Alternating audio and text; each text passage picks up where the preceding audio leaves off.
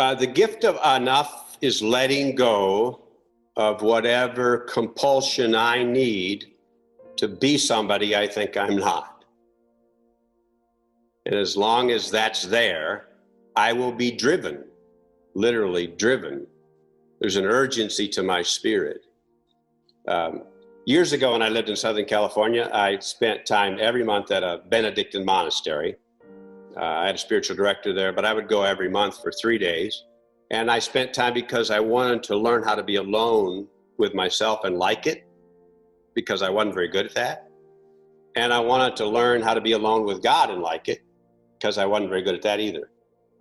And part of the thing about not being very good at it is we assume there's an assignment or a test you have to pass. See, that already is a red flag right there. I assume there's a test I have to pass. Anyway, so one time I had a friend visiting at the Benedictine monastery, and at lunch, he had never been to a monastery. So his first time meeting monks. So we're at lunch, and he says to one of the monks, he said, "So, what do you guys do here?" Father Luke said, "We pray." And my friend said, "No, really.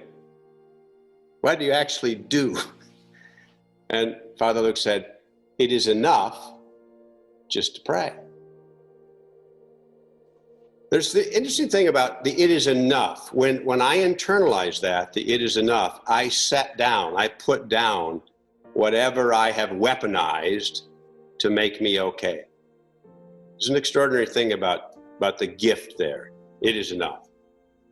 Father had a 3-year-old daughter, and she was at that age where she was old enough to wrap her own Christmas presents. Any parent will get this story. And she didn't want help. And he was in charge of helping her on Christmas Eve, and she was cutting the paper. She didn't want help. I can do it myself. And she would cut big sheaths of paper and throw it away, et cetera. And so he was already feeling like he was wasting a lot of money. And he was tired, and he snapped a little bit, said, "Honey, come on, let's do this. And you're wasting paper, et cetera." And so, Daddy. So she finally finishes it. Nice gold box, a nice box with gold paper under the tree. She goes to sleep. He apologizes. "I'm sorry, honey. Daddy was a little tired." The next morning, Christmas morning, he gets up, and guess what? That gold box is actually for him, her present for him. He opens the gold paper, opens the box, and it's empty. Of course, he snaps again and says, "Honey, I'm glad for the gift, but it's time to teach you a lesson. It's not nice to give people empty presents. It's important that when you give somebody, you give something." And she began to cry, and she said, "Oh, Daddy, it wasn't empty. I filled it with kisses right before I sealed it up, I promise. Just for the times you would need one."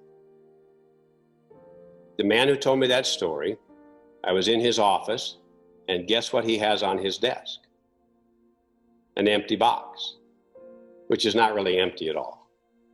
The extraordinary gift of that story is that we give ourselves so much grief for missing the moment, but here's the power of enough, that there is enough in what appears to us to be empty boxes.